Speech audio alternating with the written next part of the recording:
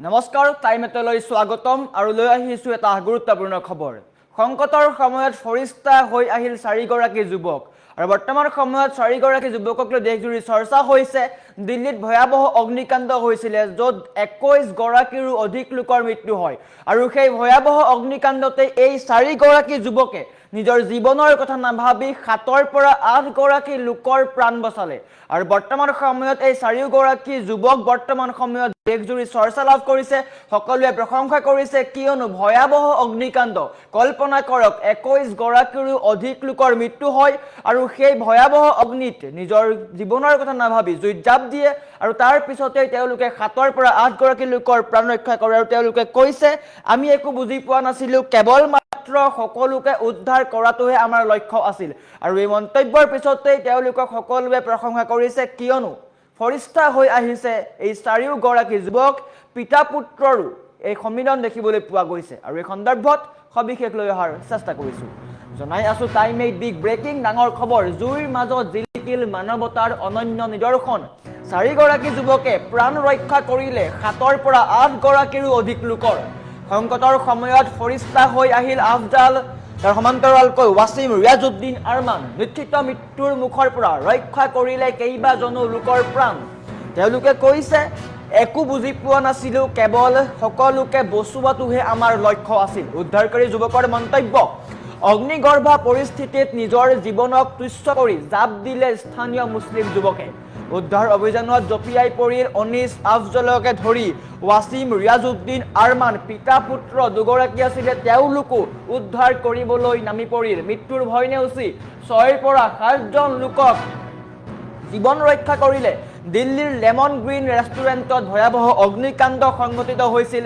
21 জন লোকৰ মৃত্যু হয় এই ভয়াবহ অগ্নিকাণ্ডত 21 গৰাকী লোকৰ মৃত্যু হয় সমগ্ৰ ঘটনাক লৈ দেশজুৰি বৰ্তমান সময়তো চাঞ্চল্য আছে অগ্নিকাণ্ডত 11 গৰাকীৰো অধিক লোকৰ মৃত্যু হয় দিল্লীৰ এই মৰ্মান্তিক দুৰ্ঘটনাক লৈ এতিয়া সমগ্ৰ দেশতে শোকৰ ছাঁ সকলোৰে মাজত কেৱল দুখ দেখিবলৈ পোৱা গৈছে কিন্তু তাৰ মাজতে আমি দেখুৱাই থকা স্থিৰ চিত্ৰকেইখনত দেখিব এই কেইগৰাকী যুৱকে নিজৰ প্ৰাণৰ কথা নাভাবি প্ৰায় 10 গৰাকী লোকৰ জীৱন ৰক্ষা কৰে পিতা পুত্ৰ দুগৰাকীও আছিলে দুগৰাকী পিতা পুত্ৰই নিজৰ জীৱনৰ কথা নাভাবি ৰক্ষা কৰিলে কেইবা গৰাকী লোকৰ জীৱন যি সময়ত অগ্নিকাণ্ডৰ সময়ত প্ৰায় সংখ্যক লোকে নিজৰ জীৱনৰ কথা ভাবে নিজক ৰক্ষা কৰাৰ চেষ্টা কৰে কিন্তু সেই সময়তে এই চাৰিগৰাকী যুৱক আফজাল ৱাছিম ৰিয়াজউদ্দিন আৰমান এই চাৰিগৰাকী যুৱকে নিজৰ জীৱনৰ কথা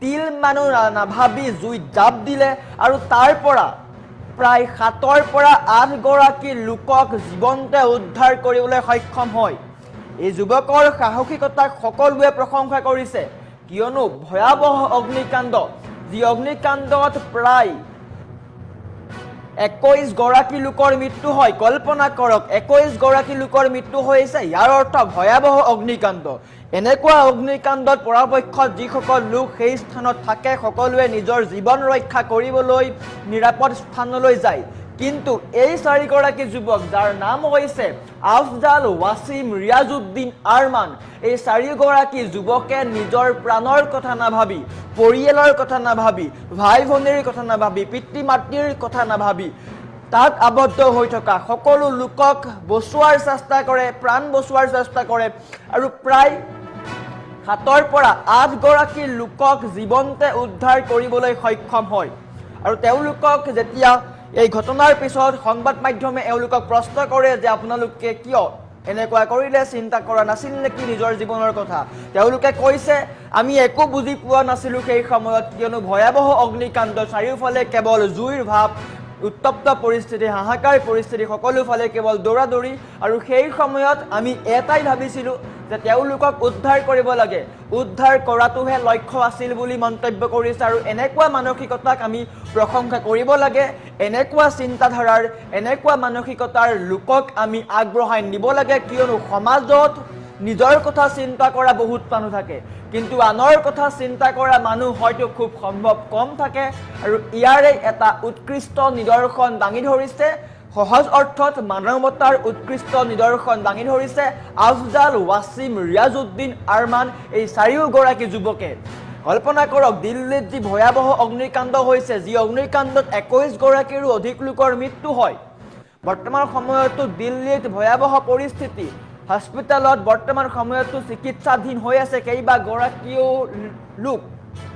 প্ৰায় 11 গৰাকী অধিক লোক আহত হৈছে, 21 জনৰো অধিক লোকৰ মৃত্যু হৈছে। 21 গৰাকীৰো অধিক লোকৰ মৃত্যু, ইয়াৰ অৰ্থ ভয়াৱহ অগ্নিকাণ্ড। এখন ৰেষ্টুৰেণ্টত ভয়াৱহ অগ্নিকাণ্ড হয়, যাৰ ফলত সমগ্ৰ ঘটনাত হাহাকাৰ পৰিৱেশৰ সৃষ্টি হয়। আমি কিছু দৃষ্টান্ত দেখুৱাইছোঁ, পৰাপক্ষত যিমান দূৰ সম্ভৱ আমি স্থিৰচিত্ৰ দেখুৱাই আছোঁ। এইকেইগৰাকী যুৱক, যিকেইগৰাকী যুৱক স্থানীয় লোক হয়, এওঁলোক স্থানীয় লোক, দোকান দিয়ে তেওঁলোকে, আৰু দোকান দি থকাৰ সময়তে দেখিলে যে ৰেষ্টুৰেণ্টত বহু লোক আবদ্ধ হৈ আছে। সেই আবদ্ধ হৈ থকা লোকসকলক নিজৰ জীৱনৰ কথা 1% নাভাবিলে। জুইৰ তাপ সেই সময়ত অত্যন্ত আছিল, সেই অট্টালিকাটোৰ কাষতো জুইৰ নিৰ্বাপন হৈছিল। ভয়াৱহ অগ্নিকাণ্ড, দৃষ্টান্ত চাওক, স্থিৰচিত্ৰ মন কৰক।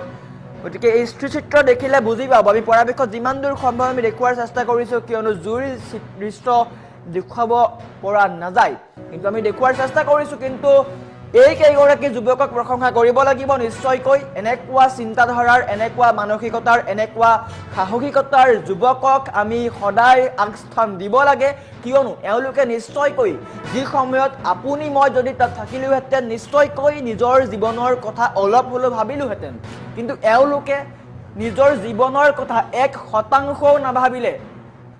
দপদপকৈ জ্বলি থকা জুইৰ মাজৰ পৰা 7ৰ পৰা 8 গৰাকী লোকক জীৱনতে উদ্ধাৰ কৰি আনিলে।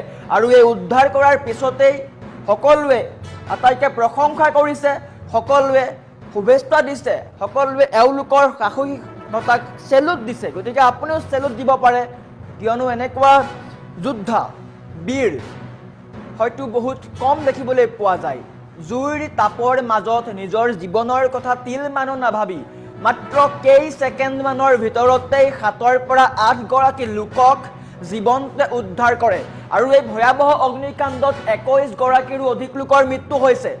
ইয়াৰ অৰ্থ ভয়াৱহ অগ্নিকাণ্ড। বৰ্তমান সময়তো দিল্লীৰ প্ৰায়সমূহ হস্পিটেলত আক্ৰান্তসকল বা আঘাতপ্ৰাপ্ত সকলো লোকৰ চিকিৎসা হৈ আছে, চিকিৎসাধীন হৈ আছে। বহু লোক দিল্লীৰ মুখ্যমন্ত্ৰীৰ ফালৰ পৰাও এই ক্ষেত্ৰত সামাজিক মাধ্যমত পোষ্ট কৰি দিয়া হৈছে। আৰু বৰ্তমান সেই স্থানত দেখিবলৈ পোৱা গৈছে হাই এলাৰ্ট, চাৰিওফালে কেৱল ছাই সদৃশ দৃশ্য দেখিবলৈ পোৱা গৈছে, কিয়নো সমগ্ৰ অট্টালিকাটো ছাই হৈ গৈছে। ভয়াৱহ অগ্নিকাণ্ড, সমগ্ৰ অট্টালিকা ছাই হৈ যায়। আৰু যি সময়ত জুই জ্বলিছিলে, জুই যেতিয়া উমি জ্বলিছিলে, কোনেও গম পোৱা নাছিলে, জুইৰ উমান পোৱা নাছিলে। আৰু লাহেকৈ যেতিয়া জুই বাঢ়িবলৈ ধৰিলে, তেতিয়াই সকলো লোকৰ মাজত চিঞৰ বাখৰ আৰম্ভ হ'ল, দৌৰাদৌৰি আৰম্ভ হ'ল, দৰা ধপৰা আৰম্ভ হ'ল, আৰু তাতেই 21 গৰাকী লোকৰ মৃত্যু হয়। কিন্তু প্ৰশাসনলৈ বাট নাচাই, নিজৰ জীৱনৰ কথা নাভাবি এই কেইজন যুৱকে প্ৰায় 7ৰ পৰা 8 গৰাকী লোকক জুইৰ পৰা উদ্ধাৰ কৰে। 1% নিজৰ কথা নাভাবিলে এই কেইগৰাকী যুৱকে, যাৰ নাম হৈছে আফজাল, ৱাছিম, ৰিয়াজউদ্দিন আৰমান। মই পুনৰ কৈছোঁ, আফজাল, ৱাছিম, ৰিয়াজউদ্দিন আৰমান, এই চাৰিওগৰাকী যুৱকক চেলুট। তেওঁলোকে যেতিয়া এই কাৰ্য সমাপন কৰিলে বা 7ৰ পৰা 8 গৰাকী লোকক যেতিয়া জীৱনতে উদ্ধাৰ কৰি আনিলে, তাৰপিছত তেওঁলোকক প্ৰশ্ন কৰা হয়, সংবাদ মাধ্যমৰ ফালৰ পৰা তেওঁলোকক প্ৰশ্ন কৰা হয়, তেওঁলোকক সোধা হয় যে আপোনালোকে নিজৰ কথা নাভাবি এনেকৈ যে জাপ দিলে, ভয় লগা নাছিল নেকি, নিজৰ কথা চিন্তা কৰা নাছিল নেকি? তাৰপিছত তেওঁলোকৰ যি উত্তৰ, সেই উত্তৰ শুনিলে আপোনাৰো বুকু ফুলি আহিব, গদগদকৈ আপুনিও গৌৰৱ অনুভৱ কৰিব। কিয়নো তেওঁলোকে কৈছে, আমি একো বুজি পোৱা নাছিলোঁ, কেৱল মাত্ৰ উদ্ধাৰ কৰাটোহে আমাৰ লক্ষ্য আছিল। আৰু এনেকুৱা মানসিকতাৰ লোকক আমাৰ সমাজত আগস্থান দিয়াটো অত্যন্ত গুৰুত্বপূৰ্ণ বুলি ক'ব লাগিব নিশ্চয়কৈ।